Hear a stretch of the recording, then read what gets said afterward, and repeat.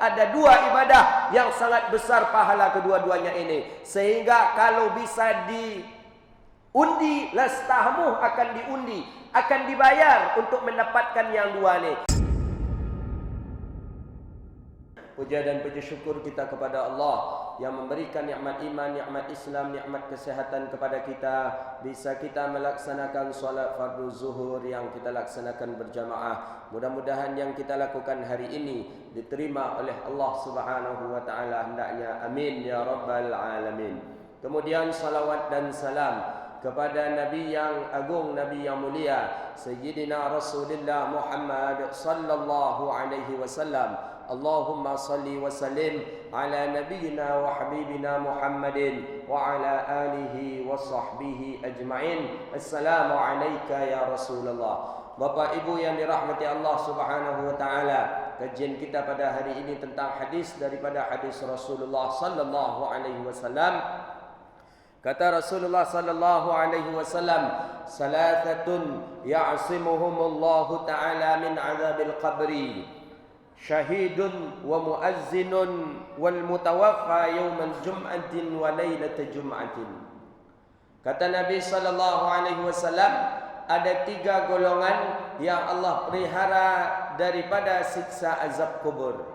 Belum nanti siksa api neraka, siksa kubur kita. Setelah kita meninggal dunia, dimasukkan kita ke dalam kubur. Ketika itulah mana yang memiliki dosa akan diazab di dalam kuburnya. Maka untuk menyelamatkan daripada siksa azab kubur itu, ada tiga orang yang Allah selamatkan dari siksa azab kubur itu. Mudah-mudahan kita termasuk orang yang Allah selamatkan dari siksa azab kubur. Siksa azab kubur pasti. Maka dalam bacaan talqin mayat ada dijelaskan di sana, azabul qabru haq, bahwasanya azab kubur itu pasti. Wan naru haq, neraka pasti. Wa jannatul haq, jannah surga pasti. Wa siratal haq, siratal mustaqim pasti. Semua perjalanan akhirat itu adalah perjalanan pasti. Yang mengimaninya pasti dia akan yakin kalau itu betul-betul ada. Tapi siapa yang mengingkarinya, dia akan ragu. Entah ya ada, entah tidak akhirat itu. Surga itu entah ya ada, entah tidak. Ini bagi orang yang tak beriman. Sehingga dia mengatakan, kalau memang betul ada surga, siapa yang pernah masuk ke dalam surga? Sampai dia mengingkari seperti itu. Kalau memang ada neraka, siapa yang sudah pernah masuk ke dalam neraka? Padahal bagi kita orang muslim, akidah ahli sunnah wal jamaah, bahwasanya kubur itu pasti, neraka itu pasti, surga itu pasti, pada mahsyar pasti, perjalanan sirat kita itu pasti, semua perjalanan akhirat itu pasti, dan semua kita akan menempuh jalan itu semuanya. Tak ada tanpa terkecuali, semua kita menempuhi jalan yang namanya akhirat itu.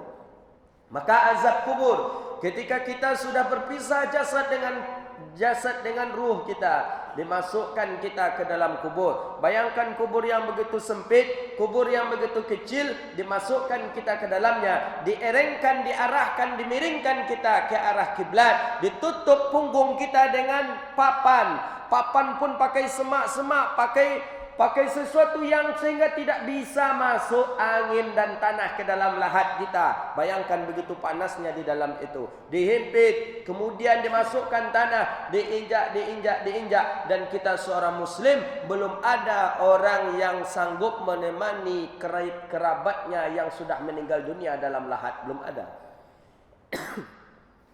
Saudara kita, anak kita, istri kita, semuanya bilang sayang ke kita ketika hidup saja. Ketika kita mati, sebelum dikubur saja, mereka sudah tak sayang dengan kita. Buktinya, dia menginginkan kita cepat pergi daripada rumah. Dia cepat kita dikuburkan, dia cepat kita dimandikan, dia cepat kita disolatkan. Mulailah rasa sayang itu hilang ketika jasad sudah berpisah dengan ruh. Kita semua mengalami itu. Maka baginda Nabi mengatakan, salasatun, ada tiga orang, ya'sumuhumullah, yang Allah pelihara dia daripada azab kubur. Ini bukan azab neraka, azab kubur diringankan. Mudah-mudahan dengan azab kubur Allah ringankan, sampai ke azab neraka pun Allah hindarkan. Mana dia? Yang pertama kata Rasulullah sallallahu alaihi wasallam, syahid, orang yang meninggal dalam keadaan syahid. syahid dunia, syahid akhirat. Mana dia? Orang yang mati ketika peperangan. Peperangan melawan musuh itu syahid. Tapi syahid ada syahid dunia, ada syahid akhirat. Ada orang yang disebut juga dia dengan meninggal dalam keadaan mati, sakit perut. Ketika sakit perut kemudian dia meninggal dunia, kata Nabi itu syahid juga. Ada orang yang mati ketika belajar menuntut ilmu, itu syahid juga. Ada orang perempuan yang meninggal dunia ketika persalinan, itu mati syahid juga. Ada orang yang mati disihir, disantet, itu syahid juga. Ada orang yang mati kena zalim, itu syahid juga. Orang yang meninggal dalam keadaan kecelakaan, syahid juga. Maka itu dinilai syahid. Termasukkah syahid itu? Ya, menurut Imam An-Nawawi Al-Bantani, menurutnya bahwa itu pun termasuk syahid di hadis baginda Rasulullah sallallahu alaihi wasallam. Jadi orang yang mati dalam keadaan mati syahid, maka Allah selamatkan dia dari azab kubur. Maksudnya tak diazab dan tidak ditanya lagi dalam permasalahan azab kubur. Azab kubur ni sangat dahsyat. Saking sangat dahsyatnya, suatu ketika di dalam riwayat hadis baginda Rasulullah sallallahu alaihi wasallam dalam hadis sahih Muslim, Nabi berjalan dengan para sahabat. Nabi berjalan dengan para sahabat di dekat kuburan, di dekat pemakaman umum. Nabi berjalan, terdengarlah ke atas suara isakan tangis. Hadisnya sahih dalam sahih Muslim. Terdengar isakan tangis yang keluar ke atas sekeras-kerasnya, sampai salah seorang sahabat Nabi agak takut, menangis. Sahabat bertanya ke Rasulullah sallallahu alaihi wasallam, "Ma baluhum ya Rasulullah?" Kenapa mereka Nabi? Kenapa kok teriakan yang begitu keras sampai ke atas? Teriakan dari mana? Memang teriakan dari bawah tanah sana sampai ke atas didengar oleh baginda Rasulullah sallallahu alaihi wasallam. Kemudian baginda Nabi mengambil ranting kayu. Dalam riwayat ranting kayu, daripada ranting kayu diambil oleh baginda Nabi, fakasara, dipatahkan oleh baginda Nabi sallallahu alaihi wasallam, fagharasaha, kemudian ditanam oleh baginda Nabi. Ranting kayu tadi ditanam oleh baginda Nabi, kemudian Nabi mengatakan, la'alla hadza yukhaffiful adzabah, mudah-mudahan ini ranting ni meringankan azab kubur kepada orang yang sedang diazab itu. Kemudian isakan tangis itu tak ada lagi. Hadisnya hadis sahih.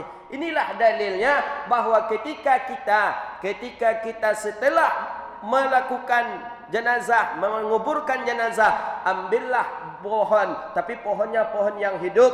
Ambillah bagian potongan dari pohon yang hidup, tanamlah. Kalau orang-orang kita Melayu ada yang menanamnya surian, ada yang ditanamnya banyak, ada yang juga yang menanam pohon surian. Ada yang menanam itu pohon apa namanya, lupa saya. Kamboja, ada yang menanam yang hidup. Yuk, malam yaibisaha, kata Nabi, selama dia tak kering. Jadi selama basah terus pohon itu, pohon inilah yang bertasbih untuk orang yang berada di bawah sana yang sudah meninggal dunia. Hadis ini sahih. Begitu, kalau begitu hadisnya hadis sahih dalam sahih Muslim. Kayu saja bisa memberi pertolongan kepada orang yang sudah meninggal dunia. Bagaimana dengan kita, anaknya, saudaranya, jamaahnya, tetangganya? Lebih bisa lagi kita membantu kepada saudara kita sesama muslim agar Allah ringankan azab. Maka itulah kita dianjurkan memperbanyak berteman, memperbanyak bergaul, memperbanyak saudara kita, bukan memperbanyak musuh, bukan memperbanyak lawan, tapi berbanyak teman. Untuk apa? Nanti di antara teman kita ini tak tahu kita dari mulut siapakah yang ingat ketika kita meninggal dunia, yang mereka ingat akan kebaikan kita, kemudian dia bermohon kepada Allah Subhanahu wa taala. Kemudian kata Rasulullah, muazzinun, orang yang Allah ringankan azabnya, Allah hilangkan azabnya nanti di akhirat adalah orang muazzin, orang yang selalu azan. Azan ini sangatlah disyariatkan. Tapi hari ini juga banyak pula orang yang tak mau azan. Berlomba-lomba pula di antara mereka menyuruh orang lain untuk azan. Kamu yang azan, kamu yang azan, kamu yang azan. Padahal dirinya bisa, dia tak mau melaksanakan azan. Muazzin, azan ini sangat luar biasa. Sehingga dalam riwayat hadis baginda Rasulullah sallallahu alaihi wasallam mengatakan, ada dua ibadah yang sangat besar pahala kedua-duanya ini. Sehingga kalau bisa undi, lastahmu akan diundi. akan dibayar untuk mendapatkan yang dua ni. Mana ya? Saful awal wal muazzin, saf yang pertama dan azan. Saf yang pertama, kalau bisa dibayar untuk mendapatkan yang saf yang pertama, maka orang akan mau membayarnya saking besar pahalanya. Kemudian azan, kalau boleh dibayar azan itu, maka akan dia bayar saking besar pula pahala jadi muazzin itu. Maka oleh karena itu, ajari anak-anak kecil kita untuk azan.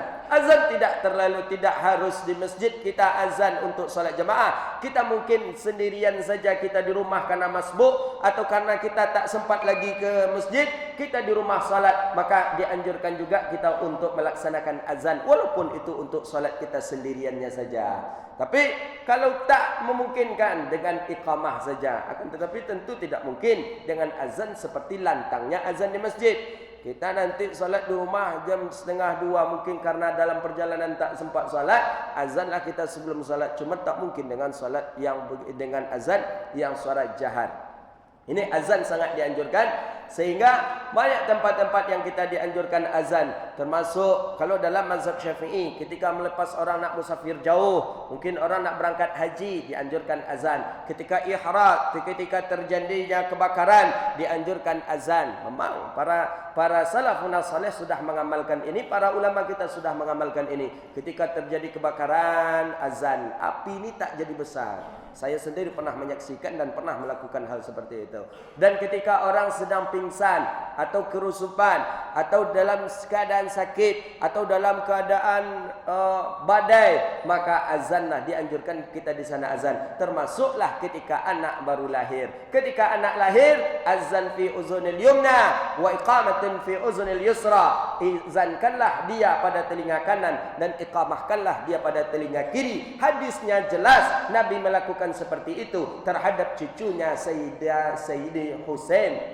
Sayyidina Husain dilakukan oleh baginda Nabi ketika dia lahir, diazankan oleh Nabi oleh kakeknya di telinga kanan, diazankan di telinga kiri. Hadis ni banyak hadis ni. Ada yang riwayatnya hasan, ada yang riwayatnya sahih. Yang jelas ulama sangat menganjurkan kita untuk mengazankan anak yang lahir di telinga kanan dan mengiqamahkannya di telinga kiri. Hari ini banyak pula orang yang ketika anak lahir tak boleh diazankan, tak boleh diiqamahkan. Iqamah tak boleh, azan tak boleh, tapi berfoto boleh.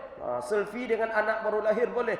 Ada kalimat yang harus layak didengar oleh sang anak, yaitu azan. Azankanlah dia.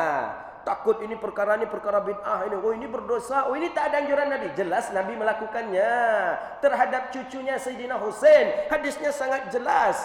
Mubazir kita, sang anak cucu kita tak kita azankan dia.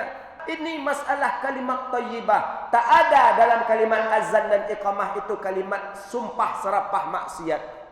Tak ada. Kalimat baik semuanya. Allahu Akbar, Allahu Akbar, Allahu Akbar, Allahu Akbar, syahadu an la ilaha illallah. Kalimat baik semua dari azan dan iqamah. Di mana letak dosanya di sana orang yang mengucapkan kalimat azan dan iqamah. Kemudian yang terakhir, yang ketiga, siapakah orang yang Allah hilangkan azab kubur baginya? Orang al-mutawaffa yaumil jum'ah wa lailatin jum'ah. Orang yang meninggal dia ketika hari Jumat dan malam Jumat, maka akan Allah hilangkan azab kubur baginya. Dan mudah-mudahan kita Allah beri rezeki kita meninggal kita pada hari Jumat atau malamnya Jumat. Mudah-mudahan Allah hilangkan azab kubur bagi diri kita hendaknya. Amin ya rabbal alamin. Hasil kesimpulan kajian kita, ada 3 orang yang Allah pelihara daripada azab kubur. Pertama adalah orang yang mati syahid, yang kedua si muazzin, yang ketiga orang yang meninggal pada hari Jumat atau pada malam Jumat itu. Subhanakallahumma wa bihamdika nashhadu an la ilaha illa anta nastaghfiruka wa natubu ilaih. Wa sallallahu ala sayyidina Muhammadin wa ala alihi wa sahbihi ajma'in. Wassalamu alaikum warahmatullahi wabarakatuh.